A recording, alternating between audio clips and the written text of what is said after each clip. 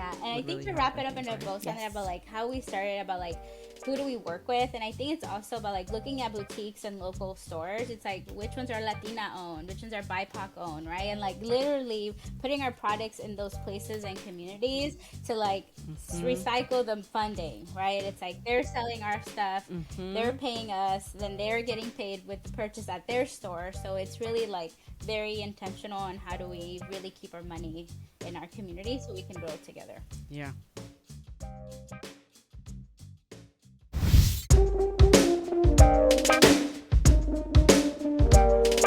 Welcome to the Nopalera podcast, a place where I share the journey of building my company from the ground up, as well as the stories of others in our community. I am your host, Sandra Velasquez, founder of Nopalera, a culture-forward brand that celebrates and elevates culture. Aside from making great products, we are cultural storytellers with a mission to inspire our community to stand in their worth.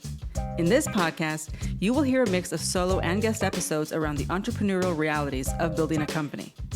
I launched Nopalera from my Brooklyn apartment with no outside funding while working 3 jobs, raising my child in the middle of the pandemic at the age of 44. Thank you for joining me on this journey. I hope it inspires you to live boldly. Hola amigos, it is Hispanic Heritage Month, but let's be real. It is Hispanic Heritage Month, 365 days of the year for us Latinos, but no matter, we are still celebrating anyway. I'm really excited for today's episode to introduce you to Joanna and Leslie of Vive Cosmetics. They are fabulous human beings. Their brand is fabulous. And for Joanna, starting Vive Cosmetics was a dream come true. As a Latina and a beauty lover, she never truly felt represented by any brand out there, while Leslie really wanted to blend her love for working with the Latina community and passion for makeup and all things beauty. So Leslie and Joanna created Vive Cosmetics, the culture-conscious beauty brand to recognize the importance of not just Latinas, but of everyone who's ever felt undervalued. Can you guys relate? I'm raising my hand.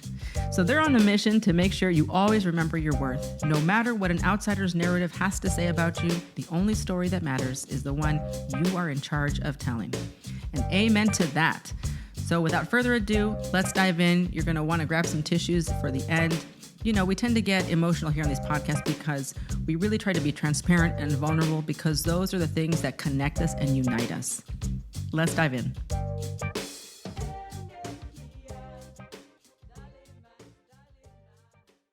Hello, Leslie and Joanna. How are you guys? Welcome to the podcast. Hi. I love you guys. I mean, we've already chatted before. I had you on Instagram Live, but now that we have the podcast, I wanted to connect again just for people to learn your story and to really understand like what is it like to run a cosmetics company in 2022. So I just want to dig into the nitty gritty. So, I mean, first of all, you guys have been co-founders since the beginning. Is that true? Yes. Okay. I can't even imagine like what that's like because I've always been alone. So that's awesome that you guys have each other to lean on. I'm sure that you guys appreciate that. And I just love to start off with asking like, how do you, as co-founders decide who's going to do what? Like, how do you divide up the duties over at Vive Cosmetics? Yeah, Sandra, first of all, thank you so much for having us. We admire you so much, and we're honored and thrilled you asked us to be on your podcast because you're someone that we look up to. So it is great to be talking to you as a peer and somebody that we admire. So thank you for having us. Thank you. You guys are so nice. I totally agree with that. I think with owning a business, it can be really difficult to find community and find people that are willing to share. And I think you're one of the few that is willing to just go above and beyond, be open. You are an open book. You've said it before. You, have met with us for, an hour, and you do so much community work where you help entrepreneurs find their way. So I just want to give you your flowers because we feel you're amazing. We love you. And we really do appreciate you taking the time to kind of show your journey. Oh, thank you guys. Thank you. You guys are so nice. Yeah, and I think our journey as co-founders, I feel had a really strong start. Joanna and I came into Vive really like with the vision of Vive first before we were actually really close friends. Joanna and I connected. We actually met through our now husbands and boyfriends, and Joanna and I bonded over the fact that we love makeup. We wanted to do something online and on social media. And then we were really inspired at this conference, women pitching amazing business ideas, solving problems with their niche communities. So we asked ourselves, what can we do? And what are the ways that we can contribute to something that we're passionate about. And like Latinas and la cultura and beauty just kind of came to be. So from the foundation, since Joanna and I weren't like BFFs forever, like we really set the groundwork of like who's going to do what and what are our strengths. And that really started with a legal document, right? Like a partnership agreement that needs to be written up by a lawyer. You guys are so smart. Yeah, like, I don't think most people do that. So like a props. lawyer, Okay. right? Like, or a business accountant, somebody that is professional in dealing with business partnerships. So It's a prenup. You had a prenup. yeah, which is truly right. And like really laying out like what are you good at, or what do you enjoy, or what am I good at, what do I enjoy, and then dividing the roles and duties as such. So I think that we always recommend that when we're talking to other co-founders or when people are thinking about bringing a co-founder, like you have to be really aware, like what is it that you're good at, or like you figure your strengths are, and then like complement and finding someone who be complementary to you. But I think most importantly, like Joanna and I have been really lucky. I feel like we have a really good relationship. We always hear about when it turns sour and like it's terrible, or like you go in business with like a BFF and then you turn out to be like enemies. So like I think it's like having that like mutual respect and like vision of like what we want Vive to be, or our vision really has evolved since when we started, but I think it's evolving together. I think is what has really helped us just like become a stronger team. And I think that it's so important to understand what your strengths are, right? People, this is advice that you hear oftentimes from seasoned entrepreneurs, like whoever you surround yourself with, they can't be just like you. They have to complement your skill set. Like you're really great at marketing and someone else is not great. Like that's, that's how you build a team. So, because I feel like both of you you're so outgoing. Both of you are so personable. Like I'm curious, like who is good at what? Who does what at Vive? Well, Leslie's the marketing expert. Leslie went to school for marketing, so she does all the marketing. Okay. And for me, I feel like it's mostly like the business part, right? So we do the financials, the taxes for the business. So jealous that you guys have a co-founder in taxes. Like that's like my biggest pain point. Anyway, go on. No, honestly, taxes are, a lot of people hate them. I actually love them. And I feel like, and for me, bless your heart. I'm helping people in a different way, right? The tax code is so complex, and it's very important for us to learn the nitty gritty so that you can save on taxes and how do you use and how do you strategize. So that's kind of how we divide the roles, but we're honestly in everything, product development. We kind of, go hand in hand. We help each other out in that. And then, we love social media. So we're try to be our best on stories and be online as well. Yeah. Oh my God. My call before this podcast recording was with a new financial person, because I'm really looking for someone like the full service, like they're the controller, they're going to do the taxes, they're going to deal with the sales taxes. Because as you guys know, you're D2C, which I'm going to dive into in a second. Mm-hmm. The taxes for every single state and every county within that state is a nightmare. Like there is no way that you can keep up with that. So I use TaxJar. I don't know what you guys use to really manage the sales tax aspect of the D2C side. But every time you get Nexus in a new state, because you've reached a certain threshold, you need to create an account. It's like, oh my God, I hate this. Like, this is not why I started a business. And that's so interesting, because those are the things people don't talk about, right? They're like, build your online business. And then you're like, the state of Illinois wants your taxes. And we're like, what? Girl, we're not even literally the state of Illinois is like emailing me. The state of Illinois wants they want their money back. Okay. Because those Chicago Latinas, they'd be purchasing. Yeah. And a lot of people don't realize, like, the Board of Equalization for especially California closes more businesses than the IRS does. And that's because people don't realize that any product-based business, you have to collect sales tax, whether you charge it to the customer or whether you pay the sales tax yourself, because you could technically market your product at $20 and you're going to pay the sales tax. But that in itself is a nightmare. But people don't realize that the Board of Equalization is going after small businesses and closing them because of the fine that they'll basically encounter for not doing their sales taxes. Yeah. California, I love it, but it's rough for businesses, actually. Right? Yeah. We can go on and on about that. That's a whole other podcast episode. But it's just you guys, right? Or do you have people helping you? Because, yes, marketing is important, finance is important, but there's also all sorts of other things to be done, like operations. And are you guys doing everything yourselves still, or have you brought in some other like team members to help you? Because are you guys 5 years old now? We're 5, yeah.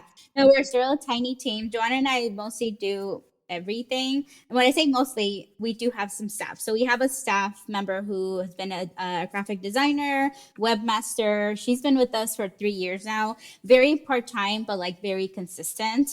So we're so lucky. It's really hard to get great graphic designers that are like flexible and all of that. So she's amazing. She's actually in Texas. So shout out to Stephanie. And they've been having interns and just like very part-time social media content creator roles that have been kind of in and out for the past 2 years. But for most of the 5 years, it really has been Joanna and I. And then on the operations side, Joanna's mom, we call her our unofficial warehouse employee. But she helps Joanna and us a ton from the goodness of her heart. She really helps us with like our packaging and like orders and things like that. So just that has really been amazing and so helpful. But, you know, just like other creatives, like I know you also work with Amanda as a photographer. So we've worked with Amanda. Shout out to Amanda. Love Amanda. I'm always giving out her name. I'm like, hire Amanda, hire Amanda. Yeah, it's just amazing. So like while our team is literally like always like 4 to 5 people, we've always worked out with, we've had an accountant who we've hired, right? She's a contractor. Amanda, the photographer, a contractor. When we hire models, those are just for the day. So there's always so many different creatives that we work with, makeup artists as well, right? And I think what has been really important and intentional is like, who are we giving our money to, right? So like while our team has remained small, Preach. yeah, like our contractors have been really intentional of like, who's our printing guy, right? It's like Jesse, a Latino-owned business in Sacramento, or like Amanda, a woman photographer, which is still quite rare, right? And like really thinking about those intentional roles and what we need to fill and like where's our money going to at the end of the day. So that has been like really important for us since day one. I love that. And, you know, I'm just, as we were talking before we pressed record, I'm coming off of this 4-day Latino conference of 6,000 Latino everything, professionals, entrepreneurs, banks, you know, the CEO of Nike was there, you know, and they always open the conference with releasing the data of the power of the Latino cohort, which, you know, they call it. And it's like the GDP, the gross domestic product of the Latinos in this country is equivalent to like the 5th largest country in the world. Wow. So that is like an incredible statistic, right? But at the same time, they also release like, but the money is not flowing back into the community, right? So there's a huge disconnect. There's a huge gap between like the amount that the Latino cohort is contributing to the economy, but yet we're not getting funding. We're not getting the loans. Like we're not getting these things to fuel us. Like, so what they were saying is the number one rule of capitalism is put the money where the growth is. And the growth is in the Latino community, in the Latino cohort. And yet we are not getting that money, right? So I love that you said that. Just made me think of this because they just released this data. And it is so important, right? For us to, we do have so much power with who we give our money to because you are now helping someone else thrive to build the life and then to go and for them to grow, you right? It's so important. So I love that. I want to talk about D2C because you guys launched as a D2C brand, right? And things have changed, right? I mean, things are changing so quickly, I cannot keep up. This is why my marketing team are all under like 25, okay? Because I'm like, I need y'all to tell me what is going on in the world, you know? So tell me about what you have seen change in just the landscape, right? When you guys started D2C as to like where we are now. Like, just, I'm going to let you guys tell me. Honestly, 2016 is when the idea kind of started, right? It was before there was honestly any Latina-owned beauty brands out there.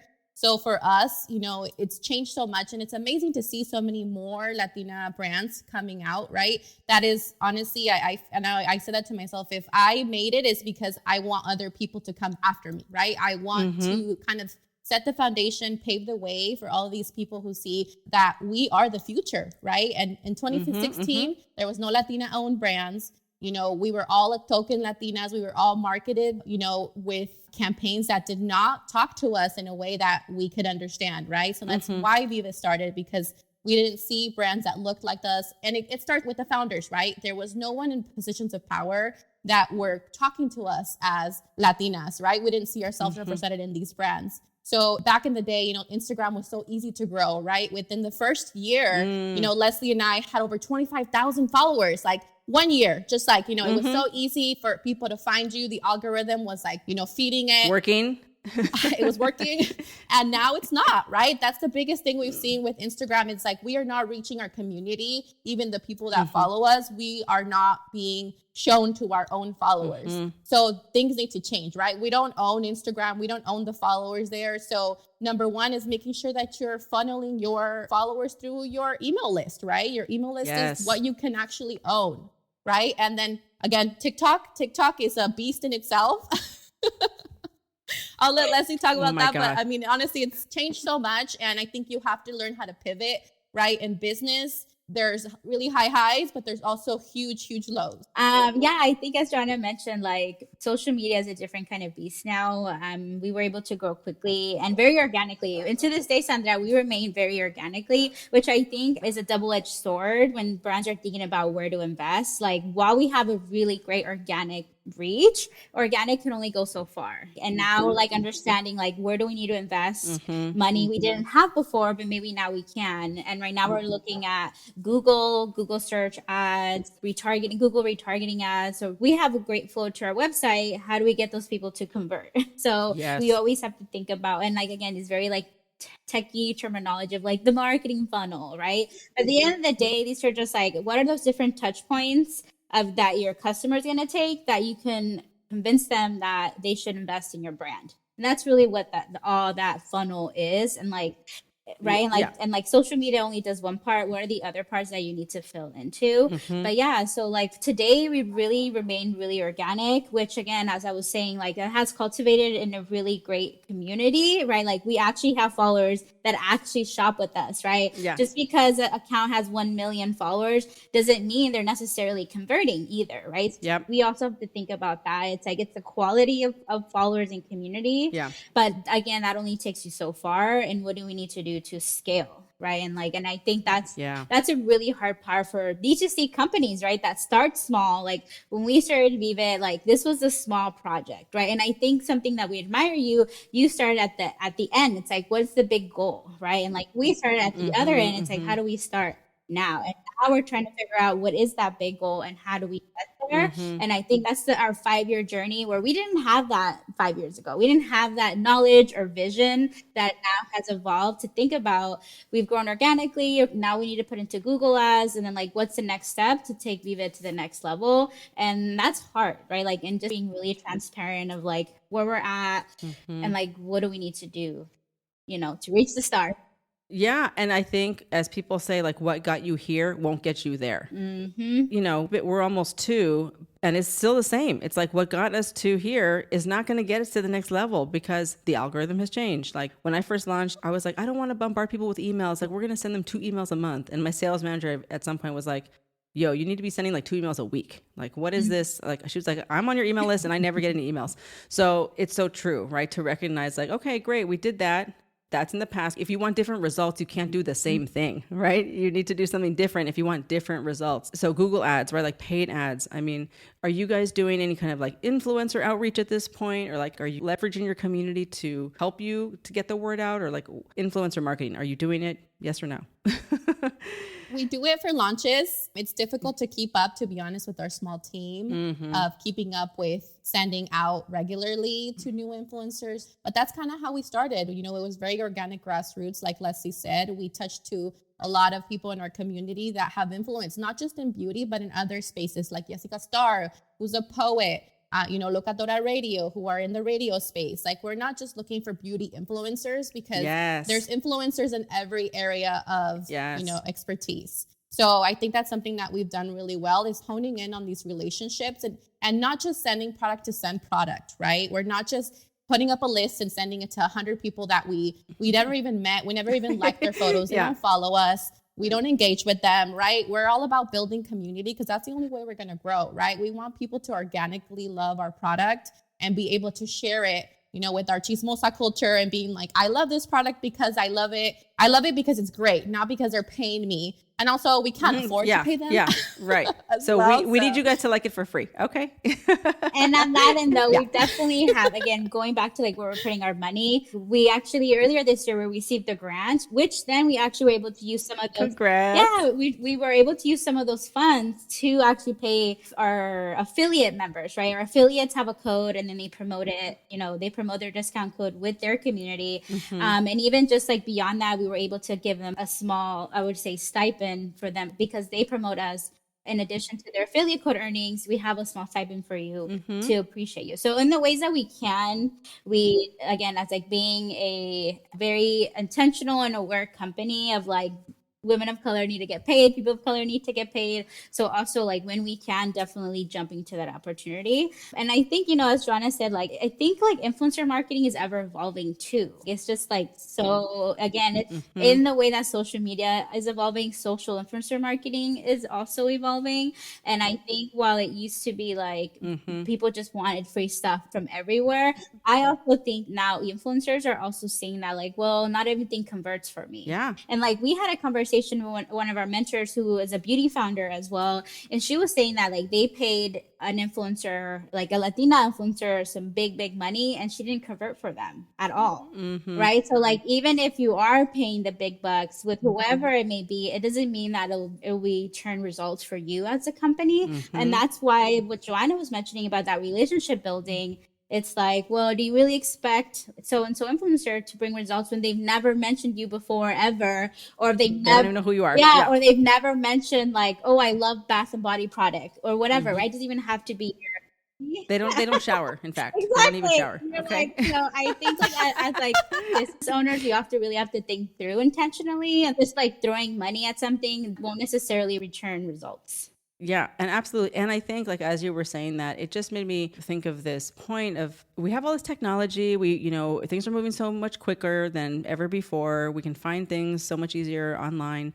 But at the end of the day, it's still the human connection. Like you cannot fake that. This is like why like concert, during COVID, like people try to do online streaming. Like no one wants to watch a concert on their computer, like you cannot fake that in person. You can't replace that. And the relationship is the foundation of everything. And that takes time, right? It's like you have to find the people, then you have to reach out, then you have to wait for them to write back, and then you have to get to know each other. I mean, it's like courting people. It's like any relationship, it's the same and it takes time. So yeah, it's so true. And I think influencers are getting also, like you said, like overwhelmed. They just get so much stuff that it's like, it doesn't mean as much anymore, right. So really finding the people where it does mean something, where it does matter, takes time. And I do wish we did that more. And like Joanna said, like we only really focus around launches just because we literally have a really small team, and like really great influencer marketing and building relationships takes time, and somebody that does it consistently. So we're always trying to improve, really. Like we're always like scratching our heads, like what does this look like this year? Like how do we reach out to more people? How are we building those relationships? So it's ever evolving and really not perfect, but like we're always really thinking about that. So finding the people and building the relationship is one part, but then like tracking it is the other part. We struggle with that a lot. Like, are we really supposed to be just like every day searching these people's handles and seeing if they posted, right? And so you have platforms like Grin or other Tribe, or I forget, Tribe Dynamics, I think. Yeah. Thank you. Tribe Dynamics. Yeah. Where you have these platforms that help you track, which they cost money, right? So it's very manual to do it the other way, so we're exploring that now as we try to move forward too. And, when we were in the Clean Beauty Summer School together, I think it was Akash from Fable and Maine that was talking about, how the Glow Recipe girls went into the comments and like really found people. There's a lot of gold to be found like in the comments. A lot. And so we're doing that, but that is manual. Right? That is not like, you don't just press a button and be like, find me some people and bring them to me. You have to like, someone has to like go onto their phone and search all the comments and reach out, so it's very time consuming. So we now have a marketing assistant who just searches the comments. I mean, she does other things too, but like that's one of her jobs because it's not possible to do all of these things and also run your company and also do the shipping and also work on product development, right? There's so many aspects, right? Yeah. What do you feel are some of your more immediate pressing hurdles, right? Like for me, if you ask me like, Sandra, what's your biggest pain point? I'd be like, inventory management. I hate it. Like, it's just because it relates to it's really connected to the finances, like the P&L and the COGS, so if we don't manage our inventory and the value of the inventory correctly, like everything is messed up. So what are some of your biggest hurdles at this stage? I was going to say funding.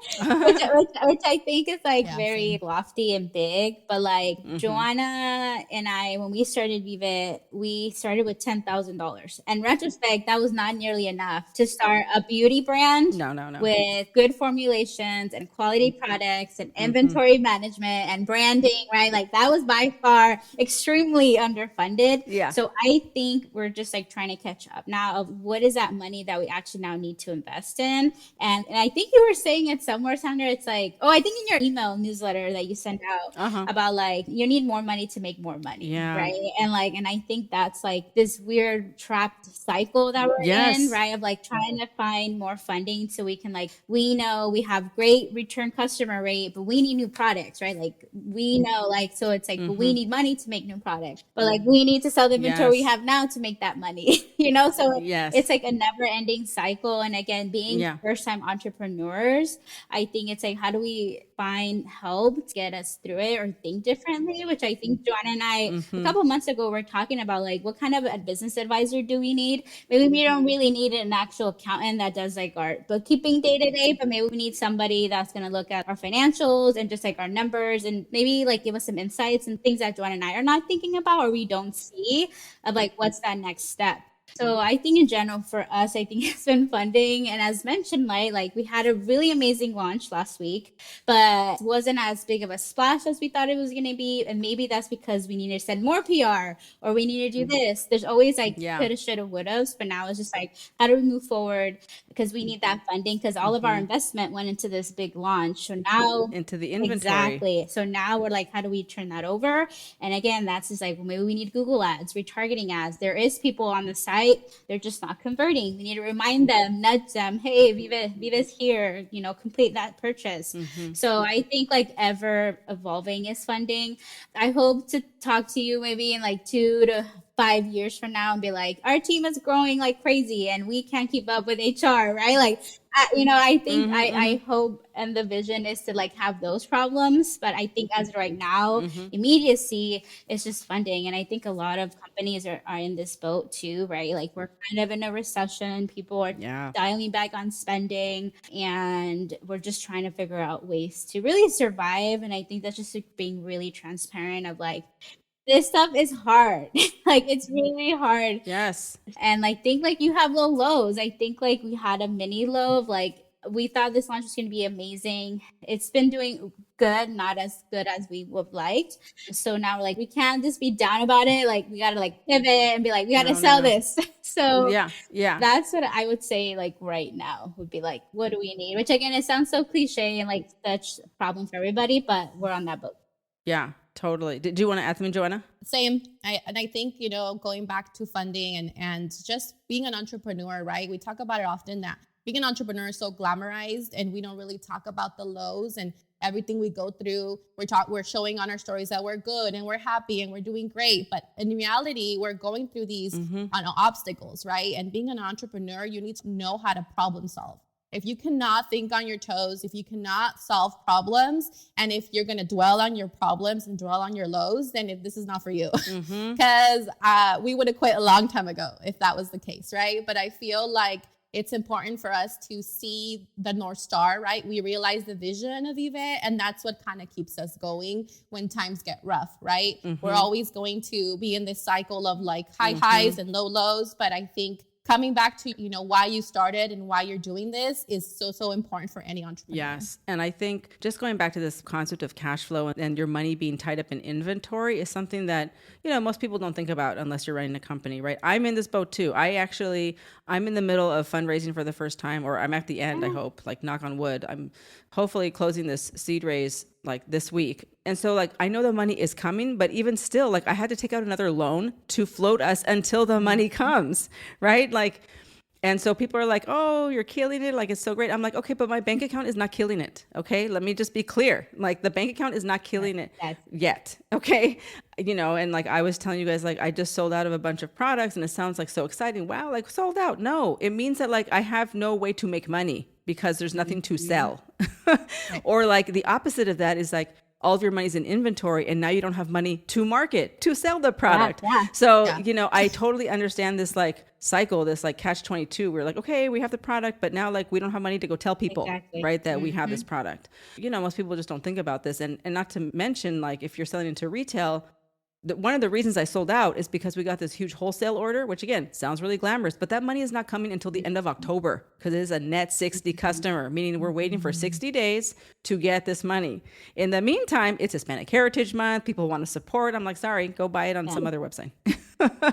You know? And so the cash flow, right, is a real struggle. I don't have a finance background. When I got into my first accelerator cohort, like with True Beauty Ventures, they were like, please send us your financial model. And I was like, shit, okay, let me get a financial model. Okay, like a complex one. So I had to really scan my brain of like, who do I know that knows financial modeling? And luckily I knew one person who I have known like my entire life. Like I went off to music school and she went off to like finance school. Thank God. Thank God somebody I know went off to go learn some numbers while I was over there like writing songs. But having those people in your corner, right? So sometimes even just finding those people like you're talking about, Leslie, like, okay, we need some kind of business advisor to like look at the big picture and tell us like, what do we need to do next? You know, like what do these numbers tell you? Because if you don't come from a finance background, there's no way that you can translate that. You know what I'm saying? Like, why would you know how to do that? So I think that one of those pieces of advice to people is like, there's so much to think about, right, when you're starting a brand. But the finance piece, and not just like getting the funding, but like understanding how the money works, you know, the flow of the cash flow, and really looking at everything on the P&L and being able to read a P&L, right? So what is a P&L, right? The profit and loss statement, and understanding just what your business is, like telling the story in numbers. And if you don't know how to do that, then finding someone who can help you, right? Who can like literally sit down with you. Like I needed Diana, my friend, to sit down and like hold my hand and like walk through everything and like translate it in like plain English, you know? So I think that that's something that's definitely not talked about enough. Find someone who understands financial modeling. And when I had Brittany on the show, she talked about it. You know, we're like the visionaries, right? Like you have the vision, right? You are the face of the brand. Like you know how to build community. You know how to show up authentically. That doesn't mean that you have to be good at financial modeling necessarily, right? Not everyone comes with like an MBA, you know? So and I'm still like, Joanna, tell me about this profit and loss statement. No.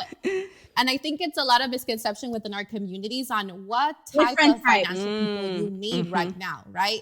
There's a different types. There's a CPA, right? What's a bookkeeper? What's a tax preparer? Sometimes we think we need to go to a CPA right away, and your business doesn't need it right away, right? You need to lay the foundation at the beginning. The minimum you need is a bookkeeper, right? Some type of, it could be online, like I think Bench, or there's something online where you can just have your income and your expenses categorized, right? And going back to the foundation of not using your personal bank account for you know, or not using your business bank account for your personal expenses, right? Everything should flow from your business, and then you do a distribution, right? There's so many things where it's like, then if you have your bookkeeper that gives you that profit and loss, then you need a tax preparer or a tax professional. Someone who will file your taxes and let you know how to, you know, save on taxes, how to make sure that you're not overpaying in taxes. And when your business is profiting a certain level, then you might need a CPA because you want to create a corporation, an LLC. So there's so many steps, and not just one person is going to help you. And that's where Leslie comes. We have it down, the foundation, the bookkeeping, the taxes is all done, but we need a strategizer, somebody who looks at models and is like, you're spending too much money here, you need to spend it here. And this is what's going to give you more return on your investment, right? Instead of us, you know, throwing money at the wall and then thinking it's going to make us more money. Yes. So like, amen. Okay, all of that. Okay, all of that. Everyone rewind and listen to that again, because I used to use Bench and I was like, I'm so professional. I'm using Bench. Everything is categorized. And then in order for me to get a loan, they were like, we need your finances in GAAP format. Right. And Bench is only cash accounting. So I had to go hire someone to redo all of my books in GAAP format, which at that point I was like, what is GAAP format? You know, so I didn't even know what I didn't know or what I needed, you know? And so if you don't do it right the first time, you're going to pay for it later. You know, you're going to go and hire someone to redo things. But yes, that's why I'm now at the stage where I'm like, I need the full service. Like I need a controller and, you know, the tax person, like the CPA, like the fractional CFO. I need someone to tell me what's happening with the numbers. And also like bill payment, like people are sending me their invoices. It's not that many, but still it's a distraction, right? Like when I get an invoice, I'm like, oh, now I have to remember to pay this in 15 days, or I need someone else to pay the bills and like have access to my bank account and give me the approval list. Like, okay, we're going to pay these bills. Cool. Great. Okay. But it's so true. And none of us really start businesses to stare at spreadsheets, right? Like that's not why we started. But someone has to. Someone has to stare at the chart of accounts. Someone has to stare at the money. It's such a crucial part that if we ignore it, it just comes back to bite us, in the ass, right? You guys are so lucky that you have Joanna, who's like, who's doing like taking care of that, of the taxes part. That's amazing. What are you guys, aside from like what we talked about today, like maybe looking for a strategist, someone that can come in and read the numbers, like, because you mentioned earlier, Leslie, like what you started with, things have changed, right? Like maybe your North Star has changed, or where you're trying to go, the roadmap has changed. Like where are you trying to go next? I think like literally like surviving this like mini recession post-COVID world, which I have lots of faith we will. I think we've, this is being really transparent. Like we were one of the first Latina brands. Really, the only one that was out there was Reina Rebelde. Shout out to them. And then it was us. Literally, like we searched the internet up and down and like social media. And now like we want to remain being an innovator and like a trailblazer in that space. So now we're like really looking at like how can our products be better? How can our storytelling be even better? Just went under a really like mini rebrand, or I would call it a brand refresh, right? Like really staying in line with like cool, fun, fresh logo and colors, which is where we started, right? And like now it has evolved to more. So like we really want to continue to be a trailblazer in what we do. We just launched a brow product. So like Vive is known for lips, right? So now, and like long lasting bold color. And now how do we pivot into like, Vive is also known for long lasting, amazing color in other categories. So like looking at that as well. How do we pivot and like how do we storytell and like how do we add on to the message of like we have amazing lips but also amazing bold brows. And just like and like what does that trajectory look like? And I think immediately like I really want to kind of go back where we started. We want to talk to customers. People say like talk to your customers to like know where you're going. And I think just recently like we had a really great survey we did last year, but I think John and I literally need to host focus groups and be like what it is that you all want. We have a vision of Vive. Our customer has like a vision of Vive. How do we merge that together? Because at the end of the day, we rely on our customers and community to shop with us. And we want to evolve in the ways that what are their needs and what are their beauty trends. And I wouldn't say trends, right? Because I wouldn't say we're like a trend brand. We do very intentional and slow launches, right? Like we don't jump just like on beauty trends. So like what is it that our customers see from us, and how do we meet them in the middle of like what we also think is innovative and cool and great and has like a storytelling part to it. So I don't know if that answers that question, Sandra, but like I think we're like Joanna and I, and like this year we're at like a really pivoting point of like what does the next 5 years look like? Yeah, we've got here so far with this much. Yes. What is it the next steps are going to take us 5 more years? Yeah, and like we're literally in those trenches right now of like what's that really clear vision. But I think our goal before the year ends is to just literally talk to our customers. We're gonna host these Zooms, we're gonna do these surveys and be like, what is it that you want from us? Yeah. Because we're literally without them, we are literally non-existent, and that's always at the front of our minds with everything we do. Yeah, I love it. Joanna, did you want to add on to that? Yeah, I think another thing that's kind of a top of mind is just having our products more accessible. We realize right now that D2C was great, right? In 2020, everybody was buying D2C, but that's changing, right? Having our products in retailers is the ultimate dream, right? We want Vive to be accessible at Ulta, Sephora, Target, you name it. That's the huge dream. But in the next year or so, we do want to focus on doing small wholesalers and being available in boutiques, which we were inspired by you, Sandra. Shout out to you. Thank you for meeting with us. You met with us for a whole hour, giving us your tips and tricks on how you started with small boutiques, which is something that we want to do. We want to be accessible to our customers. We want our customers to go to their local boutique and find Vive and be able to swatch it in person and be able to experience the product, because it's very different seeing it in person than it is online, right? Whenever we have pop-ups, just getting to talk to our customers and see them swatch the product and seeing how excited they are to see it in person. And I don't know, that's just something that is top of mind right now in the near future, to just be more accessible to our customers. I was gonna say for makeup, like I want to see it in person, right? Like this is why people at Sephora are always like trying stuff on, because they want to see like, does this go with my skin color? Does it go with my outfit? So. Yeah. And I think to wrap it up in a bow, Sandra, of how we started about like who do we work with? And I think it's also about like looking at boutiques and local stores. It's like, which ones are Latina owned, which ones are BIPOC owned, right? And like literally putting our products in those places and communities to like recycle the funding, right? It's like they're selling our stuff, they're paying us, then they're getting paid with the purchase at their store. So it's very intentional on how do we really keep our money in our community so we can grow together. Yes. There's a store here in San Diego. Aren't you from here, Leslie? Aren't you from San Diego? Yes, Okay. I was born and lived in San Diego many years. Okay. So I don't know if we've already talked about this, but there's a store here that I love, Artelexia, and they are just fabulous. And they're better. They're like a better account than like Whole Foods for us. Like people love that store. I love that store. And I mean, I don't know. I can't remember if they sell any cosmetics, but if you haven't talked to Alexia, she's the owner, I would recommend, reaching out because she's awesome. Her story is awesome. And she's also been very transparent about her journey. She shared it with me that, she started the farmer's market. And then eventually people were like, oh, where can I buy this?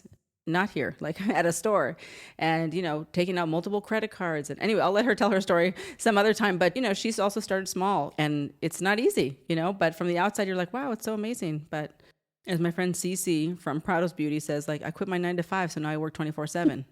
Yeah, entrepreneurship is not for the faint of heart. Yeah, it's not. Go ahead. So I was going to say, and I know we're wrapping up soon, Sandra, and recently I was reading this book, which I'm actually going to recommend to everyone. It's called How to Build a Goddamn Empire by Ali something. She's like the co-founder of Bulletin.